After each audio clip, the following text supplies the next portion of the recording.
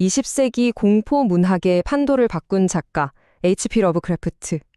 그의 이름을 들으면 아마 많은 분들이 코즈믹 호러라는 단어를 떠올리실 거예요. 인간의 이성으로는 도저히 이해할 수도 감당할 수도 없는 저 광활한 우주적 진실 앞에서 느끼는 공포, 바로 그 개념이죠. 오늘 우리가 함께 펼쳐볼 책은요, 그의 수많은 명작 중에서도 바로 이 코즈믹 호러의 정수를 가장 날카롭게 담아낸 작품, 광기의 산맥입니다. 그런데 이 이야기는요, 단순히 무서운 괴물이나 귀신이 튀어나오는 그런 이야기가 아니에요. 그보다는 미지의 세계를 향한 인류의 가장 순수한 탐구 정신이 그 여정의 끝에서 상상조차 해본 적 없는 압도적인 진실과 딱 마주쳤을 때 과연 어떤 비극이 펼쳐지는가에 대한 아주 거대하고 서늘한 기록이라고 할 수 있습니다. 이 책 시작부터가 좀 남다릅니다. 보통 탐험 이야기하면 희망에 차서 자, 떠나자 하고 배꼬덩 울리면서 시작하잖아요. 근데 이건 완전 반대예요. 모든 게 다 엉망이 된 후에 끔찍한 비극에서 간신히 살아남은 한 사람이 남기는 필사적인 경고로 이야기가 시작됩니다. 제발 그곳에 가지 마시오 하고요. 그러니까 우린 처음부터 결말을 알고 시작하는 셈이에요. 뭔가 아주 크게 잘못됐다는 걸요. 하지만 그 끝이 정확히 얼마나 끔찍한지, 거기까지 가는 과정이 얼마나 절망적인지는 이제부터 알아가야 하는 거죠. 이 구조 자체가 처음부터 독자들을 아주 짙고 불길한 안개 속으로 단숨에 끌어당깁니다. 이야기의 화자는 미스케토닉 대학의 지질학자 윌리엄 다이어 교수입니다. 그가 왜 이렇게 이야기를 시작하냐면요. 곧 남극으로 떠날 새로운 대규모 탐험대, 스타크웨더 무어 탐험대 소식을 들었기 때문이에요. 근데 그들이 가려는 곳이 바로 자신이 겪었던 그 끔찍한 지옥의 무대였던 거죠. 그는 공포에 질려서 자신이 겪었던 그 끔찍한 비밀을 세상에 전부 다 까발려서라도 그들을 막아야겠다고 결심한 겁니다. 이건 그냥 과거를 회상하는 게 아니에요. 또 다른 비극을 막기 위한 정말 처절한 의무감의 표현인 거죠. 그런데 그는 동시에 아주 깊은 절망감에 빠져 있어요. 왜냐하면 자기가 지금부터 털어놓을 이야기들이 너무나 기괴하고 상식을 벗어나 있거든요. 대부분의 사람들이 자기를 미친 사람 취급하거나 아니면 그냥 거짓말쟁이로 몰아갈 거라는 걸 너무나 잘 알고 있는 거예요. 그럼에도 불구하고 그는 이야기해야만 합니다. 만약 이 믿기 힘든 핵심적인 부분들을 쏙 빼고 이야기하면 경고는 아무런 힘도 갖지 못할 테니까요. 어쩌면 닥쳐올지도 모를 대재앙을 막기 위해서 그는 세상의 모든 조롱과 불신을 기꺼이 감수할 각오를 하고 있는 겁니다. 그가 왜 자기 경고가 무시될 거라고 그렇게 확신하는지 그 이유를 좀 더 자세히 들여다볼까요? 우선 그의 전공은 지질학이에요. 땅 파고 돌멩이 연구하는 사람이죠. 근데 그가 남극에서 마주친 진실은 생물학, 고고학, 심지어는 신화 영역에까지 걸쳐 있었어요. 관련 분야 전문가가 아니라는 점이 그의 증언에 대한 신뢰도를 팍 떨어뜨리는 거죠. 게다가 그가 소속된 미스케토닉 대학은 하버드나 예일 같은 초인류 명문대가 아니라 상대적으로 덜 열려진 작은 대학에 불과하고요. 그럼 객관적인 증거는 어떨까요?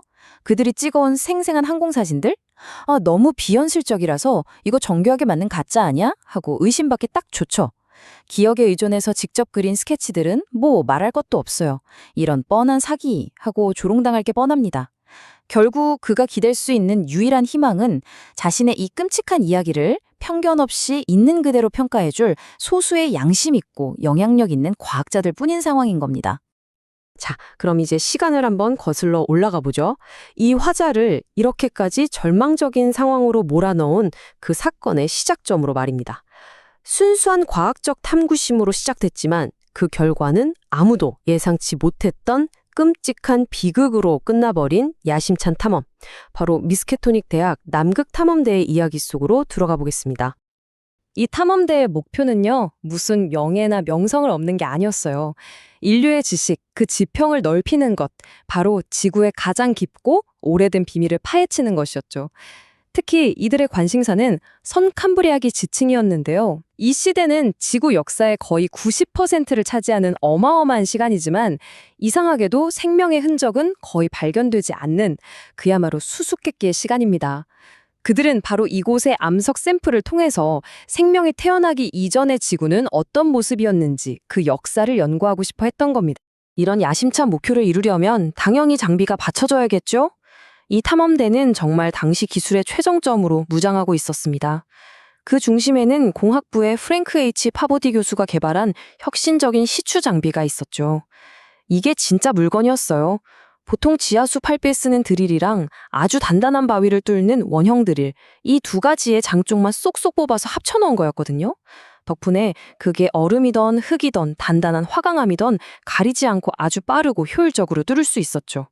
근데 더 놀라운 점은 바로 휴대성이었어요. 영리하게 알루미늄 합금으로 설계를 해서 무려 300m 깊이까지 팔 수 있는 이 장비 전체를요, 개 7마리가 끄는 썰매 단 3대만으로 옮길 수 있었다는 거예요. 정말 대단하죠. 여기에다가 혹독한 남극고원에서도 날 수 있도록 특별히 설계된 도르니의 대형 항공기 4대까지. 이 비행기들로 탐험대 전체와 모든 장비를 내륙 깊숙한 곳까지 실어 나를 수 있었습니다. 탐험대 구성원들도 그야말로 어벤져스급이었습니다.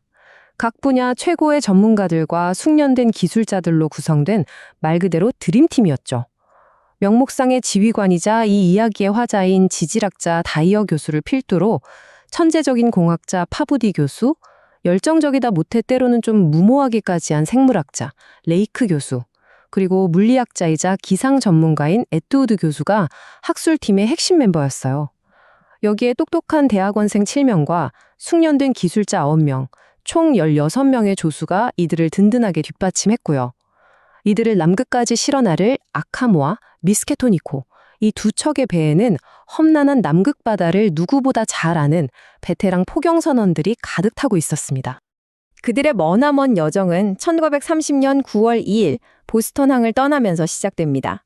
파나마 운하를 지나 태평양을 건너서 남쪽으로, 계속해서 남쪽으로 향했죠. 10월 20일 마침내 남극권에 진입하면서 처음으로 떠다니는 얼음 유빙과 마주쳤고요. 엿새 뒤인 10월 26일에는 수평선 너머로 눈 덮인 에드머럴티 산맥의 장엄한 봉우리들을 목격합니다. 인류에게 여전히 미지의 땅으로 남아있던 마지막 대륙과의 첫 만남이었던 셈이죠. 그리고 마침내 11월 9일 그들은 활화산인 에러버스 산의 기슭, 로스섬에 어렵게 상륙해서 임시 캠프를 설치하며 본격적인 탐험에 첫 발을 내디뎠습니다. 그런데 바로 그 순간부터였어요. 남극의 풍경이 화자에게 단순한 경이로움 이상의 뭔가 설명하기 힘든 불안감을 주기 시작한 게요. 특히 끝없이 펼쳐진 얼음 평원과 산맥을 휩쓰는 그 바람 소리가 그를 계속 괴롭혔습니다. 그건 그냥 자연의 소리가 아니라 마치 지성을 가진 어떤 미지의 존재가 연주하는 불길하고 귀괴한 피리 소리처럼 들렸다고 그는 회상해요. 그는 이 기묘한 풍경을 보면서 러시아의 신비주의 화가 니콜라스 레리히가 그린 중앙아시아의 기묘한 고원 그림들을 떠올렸고, 더 나아가서는 금지된 책 네크로노미콘에 묘사된 사악하고 저주받은 땅 랭 고원을 연상하면서 불길한 예감에 휩싸이게 됩니다. 초반의 탐험 활동은 정말 놀라울 정도로 성공적이었습니다. 그들은 맥머도만의 거대한 빙벽 위에 반영구적인 베이스 캠프를 세웠고, 파보디 교수의 시추 장비는 기대 이상의 성능을 보여주면서 여러 지점에서 아주 귀중한 암속 표본들을 취치해냈죠. 심지어 비행기를 이용해서 4,500m가 넘는 낸센산을 등정하는 쾌거를 이루기도 했어요. 팀원들의 건강 상태나 사기도 최고조에 달했고, 모든 것이 계획대로 완벽하게 착착 진행되는 것처럼 보였습니다. 하지만 모든 것이 순조롭다고 믿었던 바로 그 순간, 아주 평범한 지질 탐사 활동 중에 팀은 작지만 아주 이상한 것과 마주하게 됩니다. 그리고 이 사소해 보였던 발견 하나가 결국 탐험대 전체의 운명을 송두리째 뒤바꾸고 상상조차 못했던 끔찍한 발견으로 그들을 이끌게 되죠. 바로 이거였습니다. 시추구멍을 더 깊게 파기 위해 포파한 후에 수습한 전파남 조각 3개. 이걸 딱 맞춰보니까 기묘하게 규칙적인 삼각형 모양의 줄무늬 자국이 나타난 거예요. 이건 그냥 돌조각이 아니었습니다. 이 단 하나의 이상한 흔적이 탐험대의 두 핵심 과학자 사이에 아주 격렬한 의견 대립을 불러일으켰고, 앞으로 닥쳐올 모든 비극적인 사건의 도화선이 됩니다. 자, 이 흔적 하나를 두고 두 사람의 의견이 완전히 갈리는 겁니다. 지질학자인 화자 다이어 교수는 이걸 보고 이거 그냥 지질학적인 현상이에요 하는 거죠.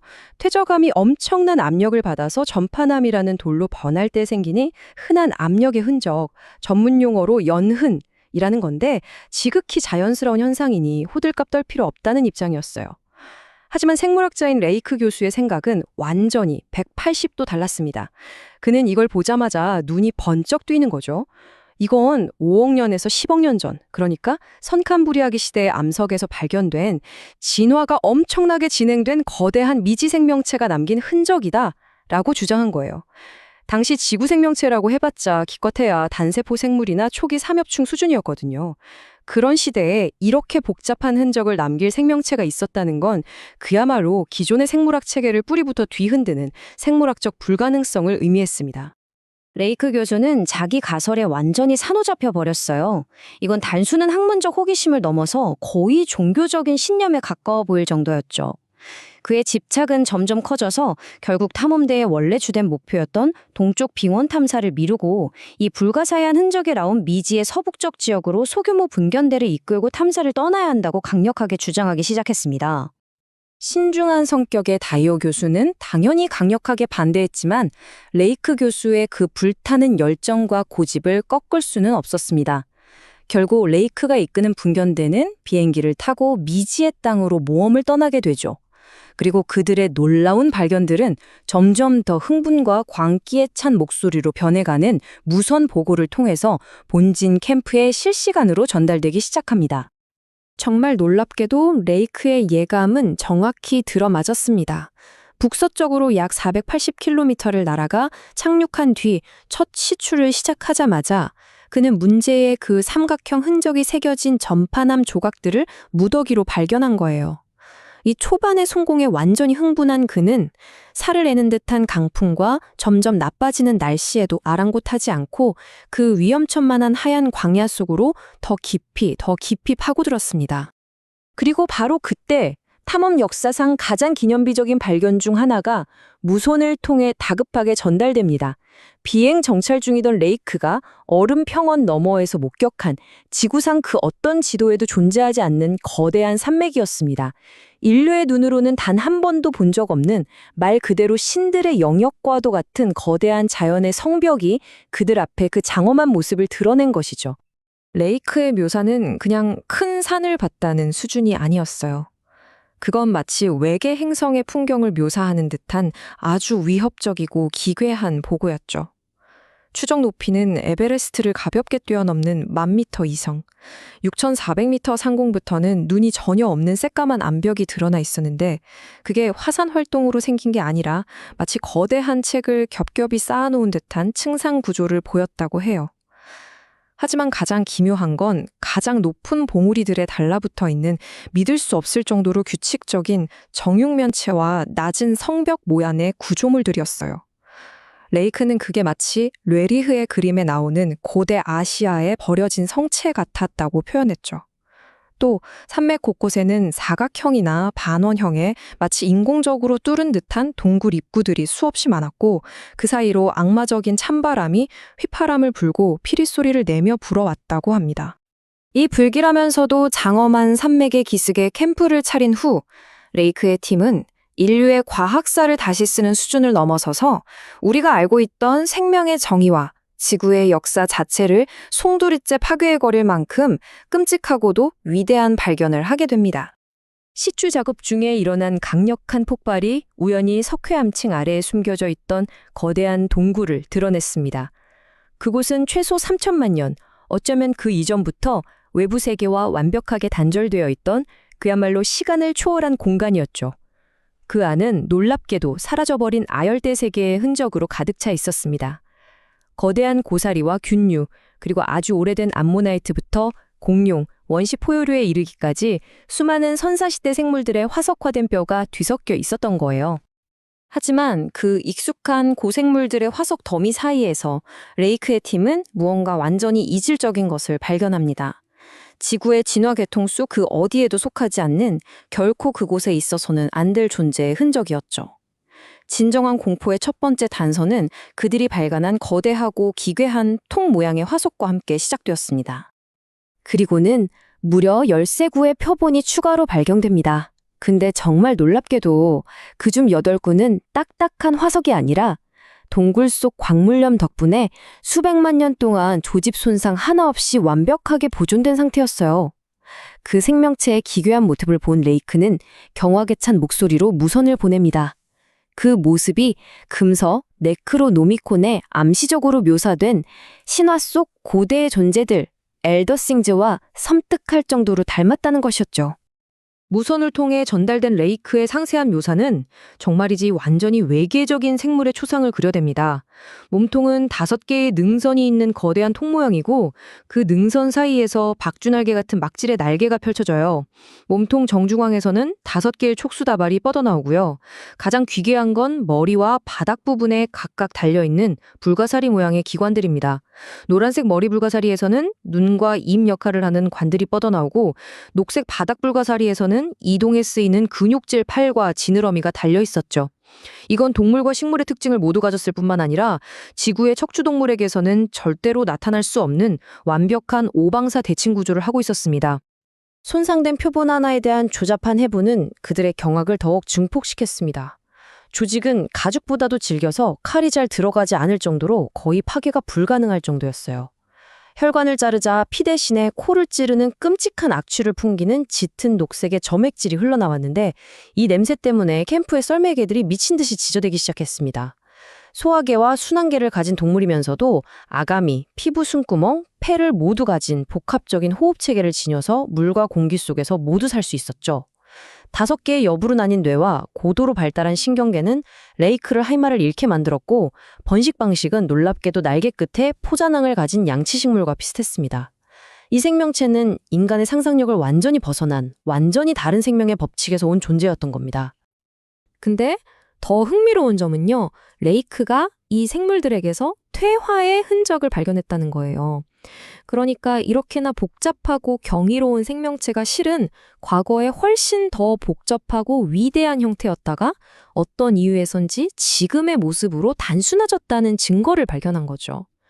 이 발견은 너무나 심오하고 충격적이어서 레이크는 적절한 학술 용어를 찾는 대신에 신화에서 이름을 빌려와서 농담처럼 고대의 존재들이라고 부르기 시작합니다. 이 위대한 발견에 대한 흥분이 채 가시기도 전에 산맥에서 불어오는 강풍이 점점 거세지면서 캠프를 위협하기 시작합니다. 레이크는 텐트 주변에 눈을 쌓아서 바람을 막는 등 안전 조치를 취하면서 본진에 있는 다이어 교수의 기지와 마지막 교신을 나누죠. 그는 파보디의 시추 장비가 얼마나 훌륭한지 칭찬하고 서로의 안부를 교환하며 다음 날 오전 10시에 다시 연락하기로 약속합니다. 이게 바로 그들의 마지막 메시지였습니다. 강풍이 멎으면 본진의 인원들을 데리러 비행기를 보내겠다는 너무나도 일상적이고 평범한 계획에 대한 대화였죠. 그 뒤에 이어질 영원하고 끔찍한 침묵을 암시하는 그 어떤 불길한 징후도 이 대화 속에는 전혀 없었습니다. 그리고 다음 날 아침 다이어 교수의 팀이 약속된 시간에 레이크의 캠프에 무선을 보냈을 때 그들에게 돌아온 것은 기계적인 잡음과 함께 섞여 나오는 텅 빈 극지의 바람소리 뿐이었습니다. 미지의 산맥 아래 자리 잡은 캠프와의 모든 통신은 그렇게 갑자기 그리고 영원히 두절되었습니다. H.P.의 러브크래프트의 소설 광기의 산맥에서 그 이야기는 남극의 얼어붙은 땅, 바로 그 심장부에서 다시 시작됩니다. 미스케토닉 대학 탐사대, 이들이 인류의 세계관을 송두리째 뒤흔들 발견을 코앞에 두고 있었죠. 그런데 바로 그 순간 아주 중대한 과학적 의견 대립에 부딪히게 됩니다. 모든 일의 시작은요, 정말 사소해 보이는 암석 조각 하나였습니다. 하지만 이 작은 흔적 하나가 탐사대의 두 리더를 완전히 갈라놓게 되죠. 그리고 결국 일부 대원들을 글쎄요, 미지의 심연으로 밀어넣는 운명적인 탐사의 방아쇠를 당기게 됩니다. 의문의 파편, 그리고 모든 것을 바꾼 의견 대립. 네, 이 모든 이야기는 퀸 알렉산드라 산맥 근처 아주 깊은 빙하를 뚫는 발파 작업 중에 나온 전파남 조각 하나에서 비롯됩니다. 이 조각에 새겨진 미스테리한 흔적, 이게 두 명의 과학자에게서 정말 극과 극의 해석을 낳게 되고 탐사대의 운명을 완전히 다른 방향으로 틀어버리게 되죠. 자, 여기서 정말 흥미로운 지점이 바로 이 근본적인 대립이에요. 우리 이야기의 화자이자 아주 신중한 지질학자인 다이어에게 이 삼각형 모양의 줄무늬는요, 그냥 지질학적으로 특이한 현상, 퇴적층이 엄청난 압력을 받아서 생긴 자연스러운 물결 자국일 뿐이었어요. 하지만 아주 야심만만한 생물학자 레이크에게는요, 이건 상식을 완전히 파괴하는 발견이었죠. 지금까지 알려지지 않은 고등 생명체가 남긴 명백한 증거라고 본 겁니다. 레이크의 주장이 왜 그렇게까지 급진적이었냐면 바로 그 암석이 만들어진 시기 때문이었어요. 이게 캄브리아기? 아니 어쩌면 그보다 더 오래된 선캄브리아기? 그러니까 최소 5억 년에서 10억 년 전의 것이었거든요. 그 시대는요, 우리가 알기로는 지구에 기껏해야 단세포 생물만 존재했던 그야말로 태고의 시대란 말이죠. 레이크의 주장은 한마디로 기존 생물학의 역사를 전부 새로 써야 한다는 거나 마찬가지였습니다. 이 엄청난 가능성에 대한 확신, 이게 결국 그를 아주 무모하고 독단적인 행동으로 이끌고 맙니다. 미지의 산맥을 향하여 백색의 광활함 속으로 돌진하다. 결국 레이크는 동료인 다이어의 그 신중한 반대를 그냥 묵살해버립니다. 그리고는 최고의 대원들, 비행기 4대, 그리고 최첨단 장비까지 싹 동원해서 소규모 파견대를 꾸리죠. 그들의 목표는 지도에도 없는 북서쪽, 그 누구의 발도 닿지 않은 광활한 백색의 공허 속으로 뛰어드는 것이었습니다. 자, 첫 보고가 들어옵니다. 레이크의 행동은 거의 반란에 가까웠어요. 그의 그 흥분은 무선 보고를 통해서 본부로 아주 생생하게 전달됐죠. 이륙한 지 2시간 만에 그는 더 많은 전파남 조각이랑 그 수수께끼의 흔적들을 발견했다고 보고해 옵니다. 점점 바람은 거세지고 위험 신호가 커지는데도 전혀 아랑곳하지 않아요. 오직 자신의 가설을 증명하기 위해서 더 깊은, 더 미지의 세계로 계속 나아갔습니다. 그리고 마침내 탐사의 규모를 완전히 뒤바꿔버릴 무전이 도착합니다. 오후 10시 5분이었죠. 레이크가 히말라야를 능가할 줄도 모를 어마어마한 산맥을 발견했다고 보고한 겁니다. 마치 세상의 끝을 가로막는 거대한 성벽 같았다고 해요. 35,000피트 이상. 네, 측량 기사인 에트우드가 계산한 결과는 정말 상상을 초월했습니다. 가장 높은 봉우리들의 높이가 35,000피트.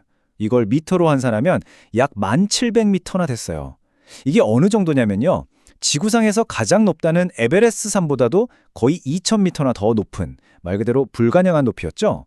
레이크가 뭐라고 표현했냐면 히말라야는 명함도 못 내밀 정도였다고 했습니다. 그런데 탐사대를 경악시킨 건 단순히 그 압도적인 높이뿐만이 아니었어요. 산맥의 형태 자체가 너무나 부자연스러웠다는 거죠. 봉우리들은 마치 누가 깎아놓은 것처럼 규칙적인 정육면체 모양이었고, 비탈에는 고대 성벽 같은 구조물들이 줄지어 있었어요. 무엇보다 이상했던 건 동굴 입구들이 비정상적으로 반듯한 사각형이나 반원형을 띠고 있었다는 점입니다.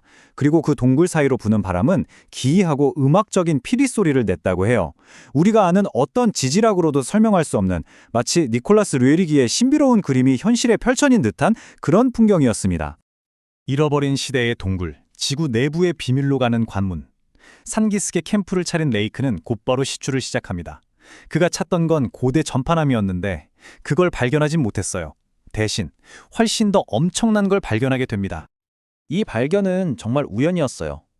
부드러운 사암층에 시추를 시작했는데 얼마 안 가서 시추기가 갑자기 푹 꺼지면서 텅 빈 공간으로 떨어진 겁니다. 길을 확보하려고 다이너마이트를 터뜨렸는데 이게 예상치 못한 결과를 낳은 거죠. 수백만 년 동안 두꺼운 얼음 아래 봉인되어 있던 비밀의 문이 열린 거예요. 고대 열대 세계의 흔적을 고스란히 간직한 거대한 석회암 동굴의 입구가 드러난 겁니다. 동굴 안은 그야말로 고생물학의 보고였습니다. 공룡과 익룡의 뼈부터 시작해서 원시 포유류, 고대 상어 이빨까지 온갖 시대의 화석들이 뒤죽박죽 섞여 있는 거대한 무덤이었죠. 이렇게 서로 다른 시대의 생명체들이 한 곳에 모여 있다는 건 이 남극 대륙이 한때는 정말 독특하고 연속적인 생태계를 유지했다는 충격적인 증거였습니다. 그리고 바로 그때 전기 토치를 들고 지하에서 작업하던 2사람이 그것을 발견합니다. 길이가 6피트나 되는 통 모양의 화석. 그 형태가 너무나 기괴해서 레이크는 즉시 금지된 신화 네크로노미콘에나 나올 법한 그런 생물들을 떠올렸다고 합니다. 옛 것들, 잊혀진 세계에서 온 존재들이죠. 이 발견은 곧바로 또 다른 발견으로 이어집니다. 팀이 더 많은 표본모래를 발굴해냈고, 이는 레이크로부터 과학계를 완전히 경악시킬 그야말로 광란의 상세복으로 이어지게 됩니다. 그들은 총 14개의 표본을 동굴 밖으로 옮겼습니다. 정말 놀라운 건요, 그중 8개는 수천만 년이라는 세월이 무색하게도 마치 어제 죽은 것처럼 모든 부속지가 온전한 상태로 완벽하게 보존되어 있었다는 겁니다. 자, 그렇다면 이 미지의 존재는 대체 어떻게 생겼을까요? 레이크가 보낸 아주 상세한 묘사를 바탕으로 한번 재구성해 보겠습니다. 주된 몸통은 길이가 8피트, 그러니까 약 2.4m에 달하는 어두운 회색의 통 모양이었고요. 표면에는 굵은 융기선이 5개 있었습니다. 조직은 가죽보다도 훨씬 질기고 유연했다고 하네요. 몸통의 융기선 사이에서는 마구로 된 거대한 날개를 펼칠 수 있었는데 날개 폭이 7피트, 즉 2m가 넘었습니다. 그리고 몸통 중앙에서는 5개의 유연한 팔이 뻗어나왔고요. 각 팔은 다시 25개의 작은 촉수로 갈라지는 마치 원시바다나리를 떠올리게 하는 그런 구조였습니다. 몸통 위쪽에는 소위 머리라고 할 수 있는 부분이 있었습니다. 노란색의 오각 불가사리 모양이었는데 각 꼭지점에는 붉은 홍채가 빛나는 눈이, 그리고 각 꼭지점 사이에는 톱니 같은 돌기가 있는 입이 유연한 관 끝에 달려 있었죠. 이 머리 전체는 무지갯빛으로 빛나는 뻣뻣한 선모로 팩팩하게 덮여 있었습니다. 그리고 바로 이 부분, 이게 바로 최초의 미스터리를 풀어주는 열쇠였습니다. 이 생명체의 바닥 쪽에도 머리와 비슷한 불가사리 모양 구조가 있었고 5개의 노처럼 생긴 부속지가 달려 있었는데요. 이게 바로 그 10억 년 된 암석에 줄무늬 흔적을 남긴 장본인이었던 거죠. 첫 보검, 생물학의 규칙을 다시 쓰다. 표본들을 캠프로 가져온 레이크는 지체 없이 손상된 개체 하나를 가지고 해부를 시작합니다. 그리고 그가 발견한 것은 기존 생물학의 판을 완전히 뒤집어 엎는 것들이었죠. 해부를 통해 드러난 사실은 정말 더 충격적이었습니다. 이 생명체의 조직은 가죽보다도 질겨서 거의 파괴가 불가능했는데 이건 현대 과학이 아는 어떤 세포 성장 과정으로도 설명할 수가 없는 거였어요. 더 놀라운 건 4천만 년이라는 시간이 흘렀음에도 불구하고 내부 장계들이 거의 완벽하게 보존되어 있었다는 점입니다. 이 해부는 미스터리를 더 깊게 만들 뿐이었습니다. 이 생명체는 소화계, 순환계, 그리고 고도로 발달한 신경계까지 분명히 동물의 내부 기관을 가지고 있었어요. 그런데 대칭 구조라던가 날개 끝에서 포자를 만들어 번식하는 방식은 완전히 식물의 특징이었죠. 한마디로 동물과 식물의 경계를 완전히 허물어버리는 생물학적 역설 그 자체였습니다. 가장 소름 돋는 부분은 아마 이거였을 겁니다. 이 존재들이 사실은 훨씬 더 진보했던 어떤 존재로부터 퇴화한 형태라는 증거가 보였다는 거죠. 생물학적으로 퇴보한 흔적들이 곳곳에서 발견된 겁니다. 레이크는 농담 삼아 이들을 옛 것들, 그러니까 The Elder Ones라고 불렀습니다. 폭풍 전의 고요, 거세지는 강풍, 그리고 마지막 메시지. 레이크가 이런 초기 작업을 마칠 무렵 2가지 새로운 위협이 고개를 들기 시작합니다. 하나는 그들이 가져온 표본 자체로부터, 그리고 또 다른 하나는 캠프 위로 거대하게 솟아있는 바로 그 산맥으로부터였죠. 그리고 곧 끔찍하고 불안한 관찰 결과가 보고됩니다. 화석이라고 믿었던 온전한 상태의 표본들이 캠프의 열기에 반응하기 시작한 것입니다. 조직은 썩는 것이 아니라 오히려 생기를 되찾듯 유연해지고 있었습니다.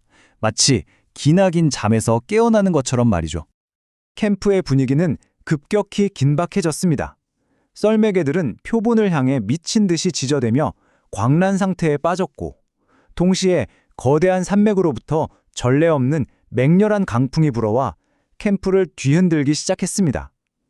탐사대는 모든 작업을 중단하고 마치 포위 공격을 당하는 것처럼 캠프를 방어해야만 했습니다. 이게 바로 레이크의 캠프에서 온 마지막 교신이었습니다. 그리고 다음날 아침 무전기 저편에서는 침묵만이 흘렀습니다. 이제는 끔찍하고 새로운 비밀을 품게 된 광활한 빙하의 공허함이 내뿜는 그런 섬뜩한 침묵이었습니다. 자, 바로 이 문장에서 모든 불안감이 시작됩니다. 지금 화자가 있는 곳만 해도요, 바람이 정말 미친 듯이 불고 있어요. 그냥 바람이 아니라 마치 어떤 거대한 존재가 저 미지의 산맥 뒤에서 숨을 내뱉는 것 같은 그런 원시적인 힘이 느껴지는 돌풍이죠. 그런데 이런 상황에서 화자의 머릿속을 떠나지 않는 생각은 단 하나입니다. 우리가 이 정도인데 저 바람이 태어난 곳 바로 아래에 있는 레이크의 캠프는 대체 어떤 상황일까? 얼마 전까지만 해도 인류 역사를 바꿀 발견을 했다며 흥분된 목소리를 보내오던 그곳, 지금은 그 어떤 신호도 없이 죽음 같은 침묵만이 흐르고 있습니다.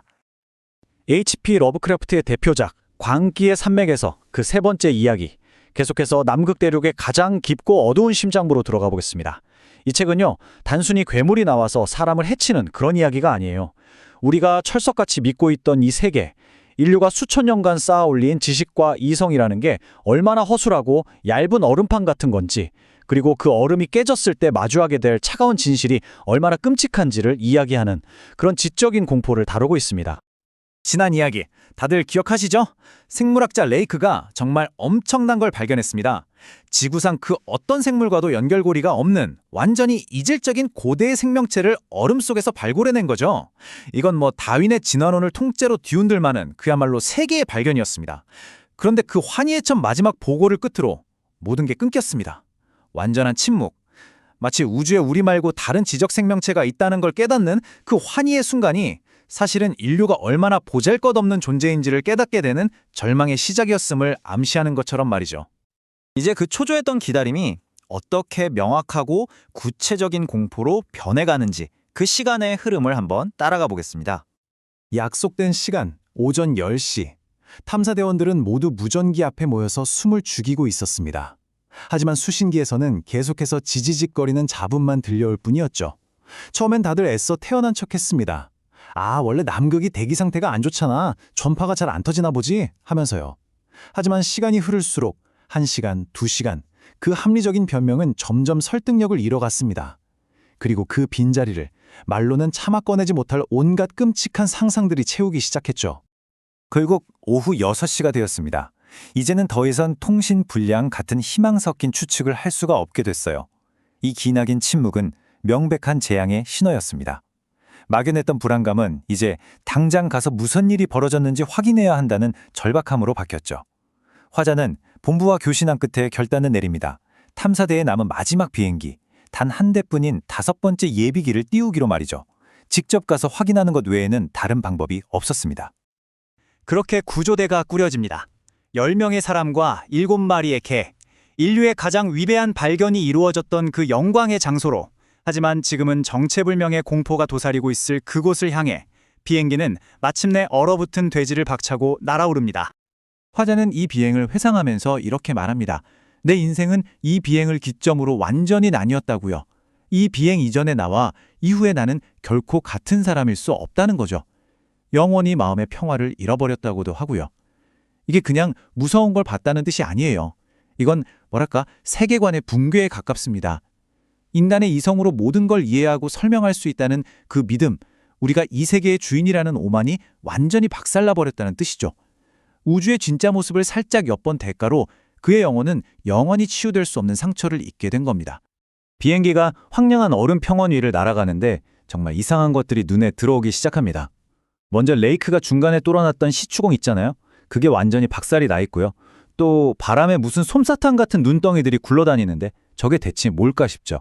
그러다가 마침내 저 멀리 지평선 위로 뭔가가 보이기 시작하는데 이건 그냥 산이 아니에요. 뭐랄까 마치 지구의 지각활동으로 만들어진 게 아니라 어떤 사악한 의지가 하늘을 향해 쏘아올린 거대한 저주 덩어리처럼 보였습니다. 이 산맥이 주는 공포는 단순히 높이나 모양 때문만은 아니었어요. 화자의 머릿속에 섬광처럼 스쳐 지나가는 게 있었는데 바로 금소로 알려진 네크로노미콘의 한 구절이었습니다. 그 책에 묘사된 인간은 절대 가서는 안 되는 저주받은 땅 랭고원의 모습이 지금 눈앞에 펼쳐진 이 풍경과 소름 끼치도록 똑같던 거죠. 신화 속 이야기가 현실이 되는 순간 공포는 이제 땅의 문제가 아니라 우주적인 차원으로 번져나가기 시작합니다. 산맥이 뿜어내는 기운만으로도 정신이 아득해질 무렵 하늘에서 정말 믿을 수 없는 광경이 펼쳐지기 시작했습니다. 이성으로는 도저히 설명할 수 없는 환영이었죠. 네, 도시였습니다. 신기루였어요. 하지만 우리가 아는 그런 신기루가 아니에요. 저 멀리 있는 건물이 보이는 수준이 아니라 하늘 위에 구름보다 더 높은 곳에 거대한 도시의 영상이 떠 있는 겁니다. 인간의 상상력으로는 도저히 빚어낼 수 없는 완전히 외계적인 기하학으로 이루어진 도시였죠. 자, 이 묘사를 한번 보세요. 이건 인간을 위한 건축이 아닙니다. 우리의 눈과 뇌가 편안하게 느끼는 직선, 직각, 원 같은 안정적인 형태가 아니에요. 보는 것만으로도 어지럽고 불쾌하고 심지어 정신을 멍하게 만드는 뒤틀린 각도와 비정상적인 곡선들로 가득 차 있죠. 이게 바로 러브크래프트가 말하는 우주적 공포의 핵심입니다. 진짜 무서운 건 피와 살점이 아니라 우리가 이해할 수 없는 우주의 법칙 그 자체라는 것. 이 신기루는 앞으로 마주하게 될 끔찍한 진실의 맛보기, 일종의 예고편이었던 셈이죠. 비행기가 고도를 낮추자 하늘에 떠있던 그 악몽 같은 도시는 거짓말처럼 스르르 사라졌습니다. 그리고 그 자리를 땅 위에 펼쳐진 차갑고 잔혹한 현실이 대신 채웠죠. 레이크의 캠프는 말 그대로 아수라장이었습니다. 땅에 내리기도 전에 하늘에서 내려다본 모습만으로도 이미 모든 희망은 사라졌습니다. 최악의 시나리오가 현실이 된 거죠. 마치 거대한 거인이 장난감 블럭을 밟고 지나간 것처럼 캠프의 모든 것이 무자비한 힘에 의해 지식여지고 찢겨 있었습니다. 나중에 세상에 알려질 공식 보고서 내용은 아주 간단했을 겁니다. 예측 불가능한 돌풍으로 인한 안타까운 사고. 그리고 실제로 캠프로 보면 그 엄청난 바람의 힘이 느껴지긴 해요. 모든 게 다 박살났으니까요. 그런데 그 명백한 파괴의 흔적들 사이로 뭔가 이상한 점들이 하나둘씩 보이기 시작했습니다. 이건 도저히 바람만으로는 설명할 수 없는 훨씬 더 기이하고 끔찍한 무언가가 개입했다는 증거들이었죠. 여기서 화자는 충격적인 고백을 합니다. 자신들이 세상에 알린 이야기는 전부가 아니었다는 것. 진실의 아주 작은 일부만을 보여주고 가장 끔찍한 부분은 의도적으로 숨긴 생략의 거짓말이었다고 말이죠. 왜 그랬을까요? 단순히 사람들을 놀라게 하지 않으려고? 아니요. 그들이 본 진실은 인류라는 종 전체의 정신건강을 위해서라도 영원히 묻어둬야만 하는 그런 종류의 것이었기 때문입니다. 자, 이 표를 좀 보세요. 정말 극명한 차이가 느껴지시죠? 왼쪽이 세상에 알려진 공식적인 비극입니다. 끔찍한 자연재해로 인한 사고. 안타깝지만 그래도 우리가 이해할 수 있는 범주 안에 있는 일이죠. 하지만 오른쪽, 이게 바로 그들이 숨겨야만 했던 끔찍한 현실입니다. 시신이 그냥 죽은 게 아니라 귀괴하게 잘려나갔고, 발견했던 표본 중 멀쩡한 것들은 전부 사라지고 망가진 것들은 이상한 방식으로 묻혀 있었다. 이건 재해가 아니라 어떤 지성을 가진 존재가 벌인 사건이라는 걸 명백하게 보여주고 있죠. 이제부터 우리는 공식 보고서에서는 철저히 지워버린 그 끔찍한 현실의 조각들을 하나씩 맞춰보겠습니다. 이 조각들이 가리키는 건 자연재해가 아니라 아주 체계적이고 지능적이고 그리고 완전히 비인간적인 광기입니다. 모든 증거들 중에서 가장 소름 끼치는 건 바로 시신들의 상태였습니다. 이건 맹수에게 공격당한 것과는 차원이 달라요. 마치 외과 의사가 수술이라도 한 것처럼 특정 부위의 살점들이 아주 정밀하게 도려내져 있었던 겁니다. 이건 굶주림이나 분모의 표현이 아니에요. 오히려 지적인 호기심에 가깝죠. 미지의 생명체를 연구하고 분석하기 위한 냉정한 해부 작업. 그리고 주변에 뿌려진 소금은 이게 얼마나 계획적이고 이질적인 행위였는지를 보여주는 증거입니다. 공포는 여기서 그치지 않습니다. 레이크가 고대의 생명체를 해부했던 바로 그 텐트 안에서 구조되는 경악스러운 장면을 목격합니다. 반쯤 해부가 진행된 대원의 시신과 개의 시신. 이건 마치 누군가가 레이크가 하던 연구를 이어서 한 것처럼 보였어요. 다만 이번에는 그 대상이 고대의 생명체가 아니라 인간과 개였을 뿐이죠.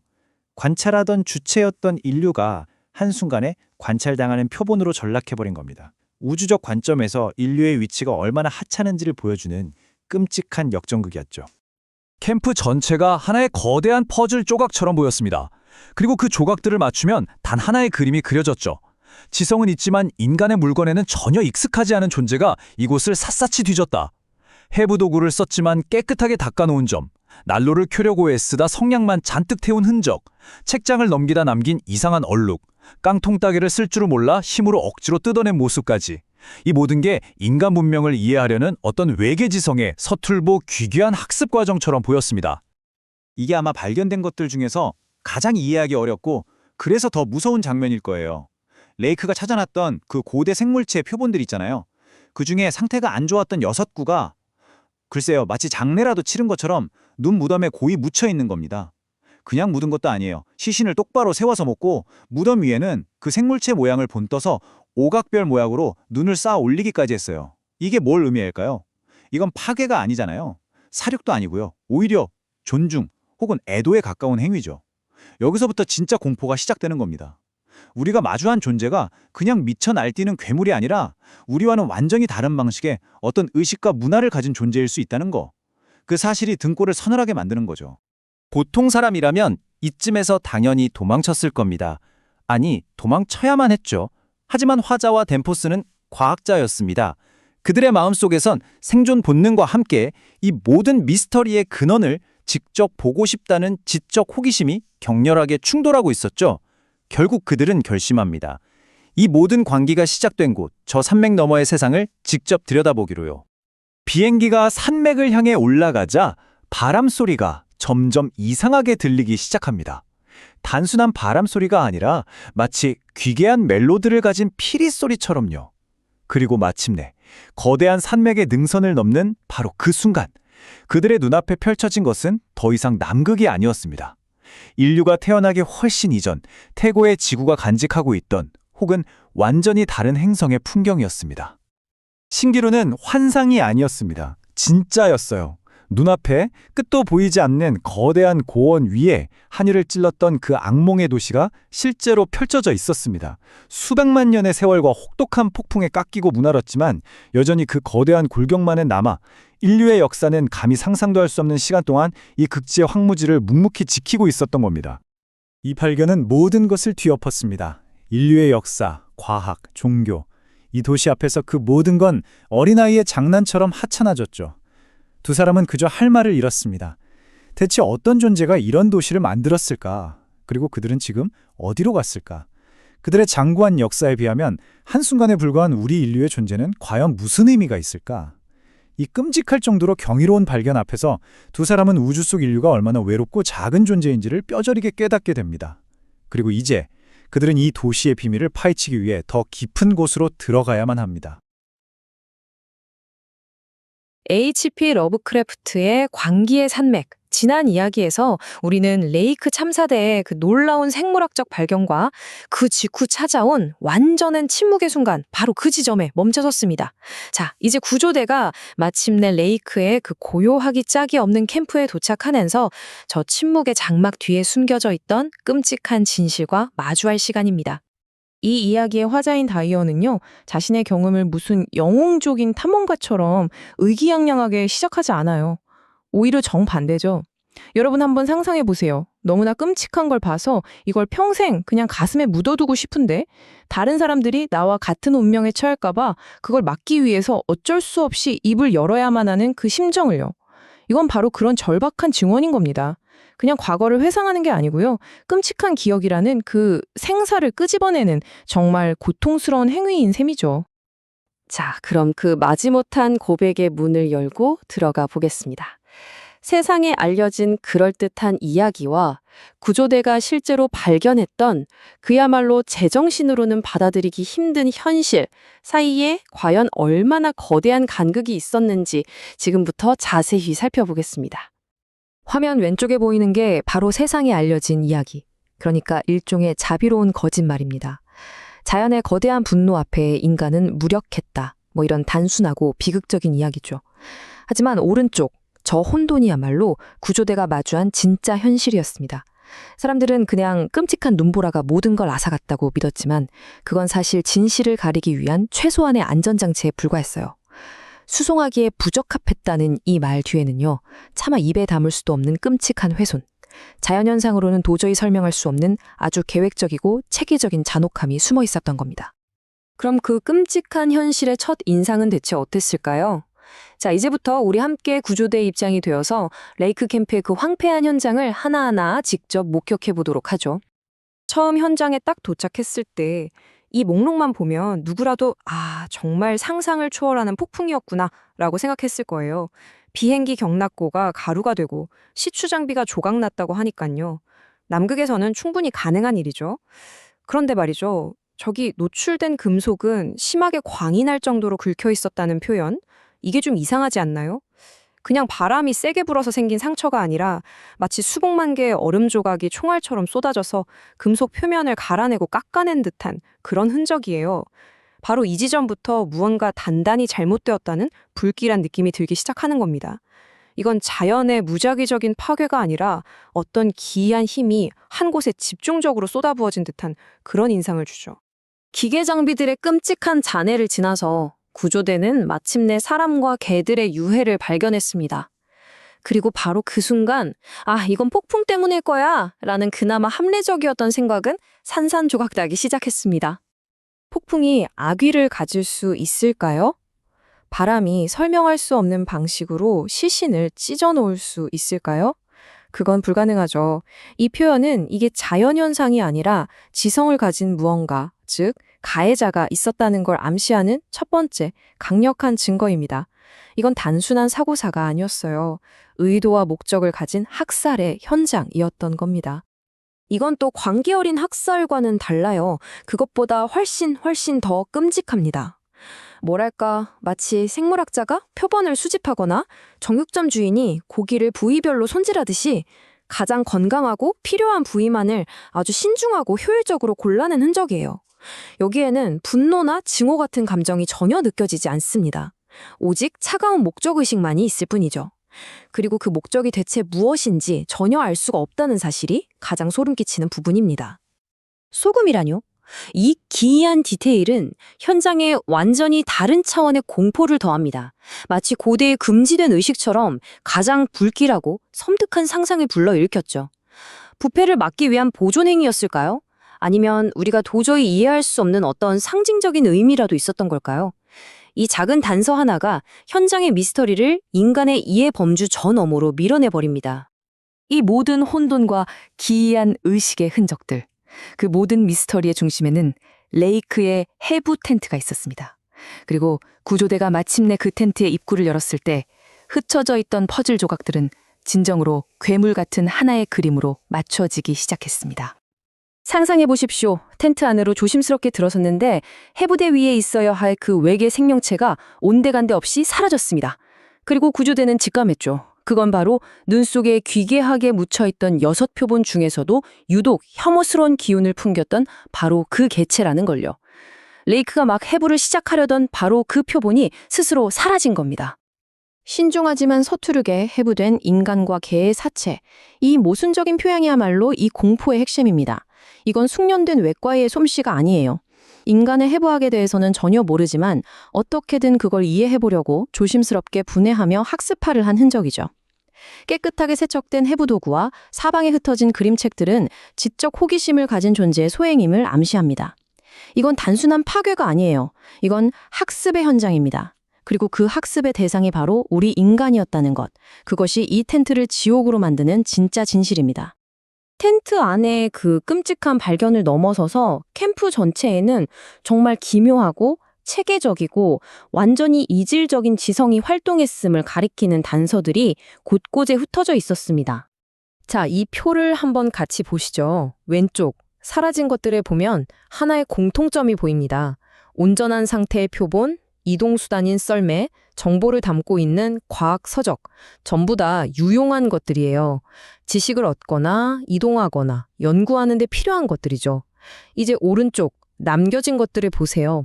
이상하게 찌그러뜨려서 딴깡통, 서투르게 만지작거린 기계. 이것들은 전부 실패의 흔적, 즉 학습 과정 그 자체를 보여줍니다. 이 두 가지를 종합하면 정말 끔찍한 결론에 도달하게 돼요. 이 존재들은 우리의 기술을 이해하고 모방하고 어떻게든 활용하려고 필사적으로 노력했던 겁니다. 캠프에 흩어진 모든 불길한 단서들은 마치 나침반 바늘처럼 한 방향을 가리키는 것 같았습니다. 바로 캠프 위로 거대하게 솟아오른 저 바람 몰아치는 산 봉우리들을 향해서 말이죠. 마치 모든 악몽이 저 산 너머에서 시작되어서 이곳 캠프로 흘러내려온 것만 같았습니다. 하지만 그 모든 발견들을 뛰어넘는 가장 비정상적이고 가장 소름 끼치는 단서는 바로 손상된 6개의 표본을 처리한 방식이었습니다. 이건 광기가 아니었어요. 오히려 너무나 체계적이어서 더 끔찍한 일종의 의식이었습니다. 그리고 바로 그 의식은 범인들의 정체에 대한 가장 명확하고도 끔찍한 단서를 남겼습니다. 그러니까 핵심은 바로 이겁니다. 이 모든 기이한 행위가 인간의 광기가 아니었다는 거예요. 이건 바로 그 생물들, 소위 올도원들이 직접 거행한 장례의식이었습니다. 자신들의 동족을 위한 장례식이었죠.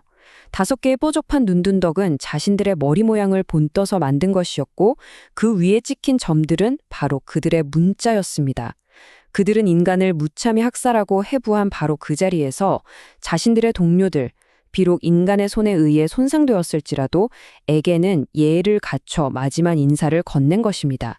이 끔찍한 이중성, 이것이야말로 그들의 지성이 우리 인간과 얼마나 근본적으로 다른지를 보여주는 가장 확실한 증거입니다. 이제 구조대는 선택의 기로에 섰습니다. 이 도저히 이해할 수 없는 공포를 뒤로하고 문명 세계로 도망칠 것인가? 아니면 모든 해답이, 그리고 어쩌면 더 끔찍한 미스터리가 숨어있을 저 광기의 산맥 너머로 나아갈 것인가? 그들은 후자를 택했습니다. 모든 증거는 압도적이었습니다. 이건 그냥 미쳐 날뛰는 짐승의 소행이 아니었어요. 분명한 목적과 지적 호기심, 그리고 섬뜩할 정도로 비인간적인 논리 감각을 가진 존재들의 소행이었습니다. 그들은 학습하고 실험하고 심지어 죽은 동족을 애도하기까지 했으니까요. 물론 다른 사람들이 보기엔 미친 짓처럼 보였겠죠. 하지만 그들은 과학자였습니다.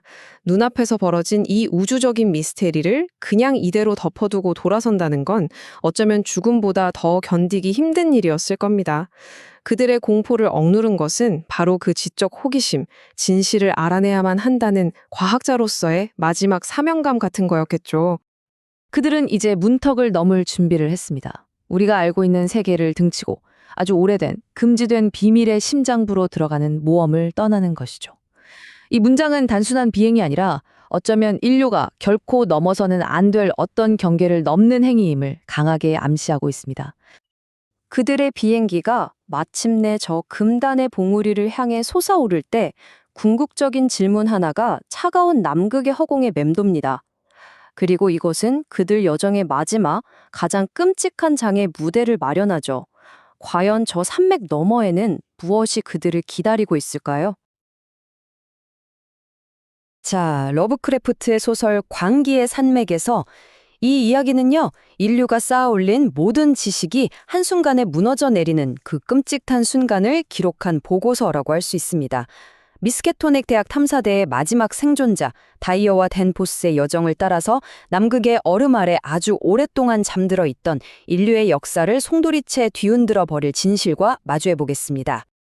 지난 이야기에서 이어서 지질학자 다이어와 학생 댄포스는 마침내 비행기를 몰고 해발 23,000피트나 되는 거대한 산맥을 넘어서게 됩니다. 공기는 희박하고 추위는 정말 살을 애는 듯했죠. 그들은 인류의 지도가 끝나는 바로 그곳, 신화조차 감히 상상하지 못했던 미지의 고원으로 들어서고 있었습니다. 그리고 그 고개를 넘는 바로 그 순간, 그들의 눈앞에 펼쳐진 광경은 현실 감각을 그야말로 송두리째 파괴해 버립니다. 이건 산도 아니고 계곡도 아니었어요. 자연적인 침식으로 만들어진 형태일 리가 없었고, 그렇다고 인간이 세운 구조물일 수도 없었죠. 그들의 이성은 눈앞의 광경을 도저히 이해하기를 거부했습니다. 자, 이 문구를 한번 보세요. 정신적 자기방어. 이게 핵심입니다. 눈앞에 펼쳐진 건 누가 봐도 지성을 가진 존재가 만든 도시인데 그 규모나 형태, 그리고 그 존재 자체가 너무나도 불가능하니까 뇌가 스스로를 보호하기 위해 필사적으로 다른 가능성을 찾으려고 했던 거예요. 이건 신기루야. 아니면 거대한 암석이 그냥 우연히 저런 모양을 만들어낸 걸 거야 라고 말이죠. 하지만 그 방어 기제는 곧 무너져 내릴 수밖에 없었습니다. 기억나시죠? 그들이 이전에 목격했던 그 불길한 신기루. 그게 그냥 빛의 장난이 아니었던 겁니다. 바로 이 끔찍한 석조 도시의 존재가 하늘에 비친 거였어요. 수십만 년, 아니 어쩌면 수백만 년 동안 이 극지의 고원에서 잠자고 있던 태고의 현실이 이제 그들의 눈앞에 냉엄한 실체로 드러난 것입니다.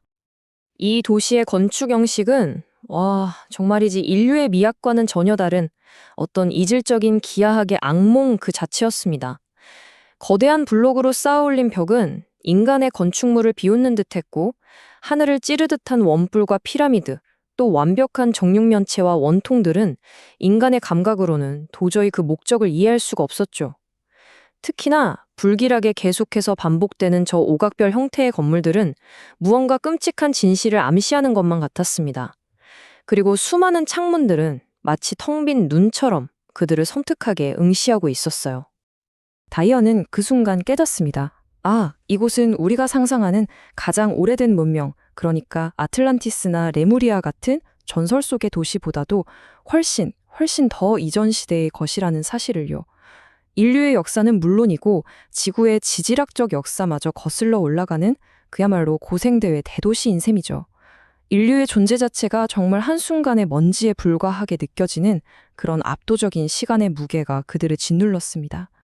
공포가 온몸을 지배했지만 그보다 더 강렬한 게 있었습니다. 바로 과학자로서의 호기심이죠. 이걸 알아내야만 한다. 이 미스터리를 풀지 않고서는 돌아갈 수 없다는 탐험가 치교의 열망이 결국 그들 스스로를 위험 속으로 밀어넣고 만 겁니다. 그들은 착륙을 결심합니다. 마침내 도시의 성벽에 다다른 그들은 태고의 돌에 손을 댑니다.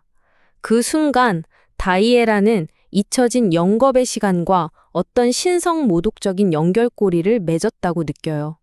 수백만 년 동안 그 어떤 생명체의 접촉도 없었을 그 돌에 찰나를 사는 미약한 인간의 손이 닿은 거죠. 이건 마치 금기를 어긴 행위처럼 느껴졌을 겁니다. 도시 안으로 들어가니까 이건 거대한 돌의 미로에 완전히 갇혀버린 겁니다. 무너진 석조물을 기어오르고 끝도 없이 이어진 협곡 같은 길을 헤쳐나갔죠. 사방을 둘러싼 벽들은 금방이라도 무너져 내릴 것처럼 위압적으로 서서 마치 거대한 무덤 속에 들어온 듯한 그런 폐소공포증을 유발했습니다. 더 깊이 들어갈수록 정신적인 압박이 젊은 덴포스를 잠식하기 시작해요. 그의 예민한 감각이 과학자인 다이어가 애써 이성으로 무시해버린 도시의 불길한 속삭임을 먼저 포착하고 있었던 거죠. 덴포스는 땅에 남은 기묘한 흔적을 보고 몸서리쳤고 또 바람소리에 섞여서 들려오는 것 같은 희미한 티리 소리에 귀를 기울였습니다. 그 소리, 맞아요. 레이크 교수의 캠프에서 발견된 시체들의 끔찍한 상태와 무서운 연관성을 떠오르게 하는 바로 그 소리였죠. 그리고 도시 전체를 지배하는 저 오각별의 모티브는 그의 무의식 속에 어떤 끔찍한 확신을 심어주고 있었습니다. 마침내 그들은 비교적 온전하게 보존된 거대한 건물로 들어갈 수 있는 입구를 발견합니다. 한때는 공중다리가 연결되었을 아치형 통로. 그 문은 단순한 건물의 입구가 아니었습니다. 말 그대로 수백만 년간 봉인되어 있던 역사의 책 속으로 들어가는 관문이었던 거죠. 건물 내부는 상상 이상으로 복잡한 미로였습니다. 인간의 직관으로는 도저히 길을 찾을 수 없는 그런 구조였죠. 그들은 여기서 길을 잃는 것이 곧 죽음이라는 걸 직감하고 가져온 종이를 찢어서 길을 표시하며 나아가기 시작합니다. 그 종이 조각이 광기의 미궁 속에서 그들의 이성을 붙들어주는 유일한 생명줄이었던 셈입니다. 안으로 들어선 그들은 정말 숨을 삼킬 수밖에 없었습니다. 건물 내부의 벽 전체가 정교하고 아름다운 조각으로 뒤덮여 있었기 때문이죠. 그런데 이건 단순한 장식이 아니었어요. 연속적인 띠 형태로 새겨진 조각들은 마치 거대한 두루마리 그림처럼 어떤 장대한 이야기를 들려주고 있었습니다. 바로 이 문구처럼 조각의 예술성 자체는 정말 경이로웠습니다. 완벽했어요. 하지만 그 표현 방식이 철저하게 비인간적이었던 거죠. 뭐라고 설명해야 할까요? 마치 대상을 겉모습과 내부 구조, 그리고 시간의 흐름까지 동시에 표현하는 듯한 그런 다차원적인 기법. 이건 인간의 뇌가 아닌 완전히 다른 종류의 지성이 창조해낸 예술이었습니다. 정말 놀랍게도 그 조각들은 이 도시를 건설한 존재들의 역사를 연대순으로 기록한 거대한 역사서였습니다. 이 고대의 존재들은 자신들의 기원, 번영, 전쟁, 그리고 쇠락에 이르기까지 모든 것을 이 돌에 새겨놓았던 겁니다. 인류가 나타나기 수억 년 전부터 시작된 정말 상상조차 할 수 없는 장대한 서사시였죠. 조각을 따라서 역사를 쭉 읽어내려가던 두 사람. 그들은 마침내 마지막까지 외면하고 싶었던, 그러나 이미 예감하고 있었던 그 끔찍한 진실과 정면으로 마주하게 됩니다. 그들이 애써 붙들고 있던 마지막 한 조각의 자비로운 의심이 이 조각 앞에서 산산이 부서져 내렸습니다. 바로 이겁니다. 그들은 필사적으로 저 오각별이 그냥 단순한 상징이길 바랬습니다. 하지만 조각들은 너무나도 잔인한 진실을 보여주었죠. 이 도시의 건설자, 이 위대한 문명의 주인은 바로 레이크의 캠프에서 해부되었던 그 끔찍한 생명체, 별 모양 머리를 한 통 모양의 괴물들이었습니다. 조각은 바로 그들의 자화상이었습니다. 그들은 단순한 동물이 아니었습니다. 지구가 아직 뜨거운 용암 덩어리였을 그 먼 옛날에 머나먼 우주에서 건너와 이 행성에 정착한 고대의 지적 생명체. 지구의 환경에 맞춰 스스로를 진화시키고 이 행성에 한 번도 나와본 적 없는 힘을 휘두르던 위대한 존재들. 바로 고대의 존재들이었습니다. 이 조각이 들려주는 이야기는 인류의 모든 지식체계를 그야말로 부정하는 것이었습니다. 네크로노미콘 같은 금서에서나 언급되던 신화 속 존재들이 바로 그들이었고 지구 생명의 탄생에 관여했으며 공룡시대 이전에 이미 인류를 아득히 초월하는 문명을 이룩했다는 사실이 이 돌에 전부 새겨져 있었던 겁니다. 공포의 무게가 그들의 영혼을 완전히 짓눌렀습니다. 지금 그들이 걷고 있는 이 도시가 레이크 교수의 캠프를 초토화시킨 바로 그 괴물들의 고향이라는 끔찍한 자각이 덮쳐온 거죠. 이곳은 단순한 고대의 유적지가 아니었습니다. 잠들어 있던 악몽의 소굴이었고 이제 그 악몽이 다시 깨어나고 있었던 겁니다.